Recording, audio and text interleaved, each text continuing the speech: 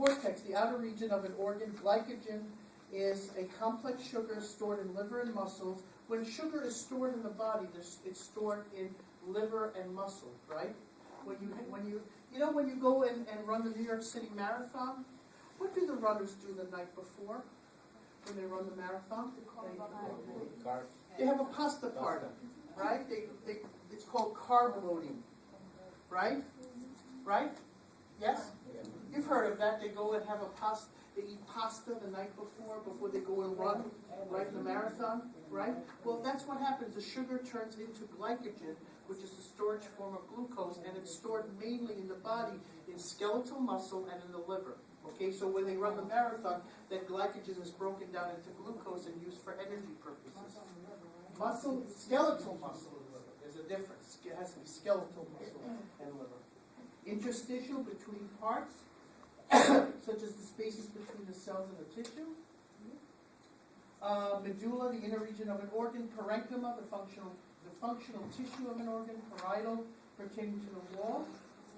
Describes a membrane that lines a body cavity. Soma means body. Stem cell, an immature cell that has the capacity to develop into a variety of different cell types. Visceral, pertaining to internal organs. Describes a membrane on the surface of an organ.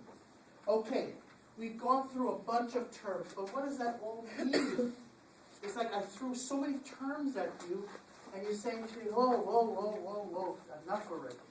Okay? Now we're going to go back and take a look at a cell, and take a look at the components of a cell. So how do we define a cell? A cell is a basic unit of living organisms, carries out metabolism, energy generated by chemical ATP. You see all these structures here? These are called organelles. Okay, whether I talk about a lysosome, a rough endoplasmic reticulum, a vesicle, peroxisomes, mitochondria, Golgi apparatus, nucleus, nucleolus, nuclear membrane, all these are organelles, components of cells that function to make a cell living. Okay? It's like, you need a liver, you need a stomach, you need lungs, you need kidneys in order for you to survive. And the cell can only survive as long as it has those components. Okay, if those components are not there, the cell is not going to live. Okay? Now, roots for cells and tissues. Now, these are important, guys. Let me just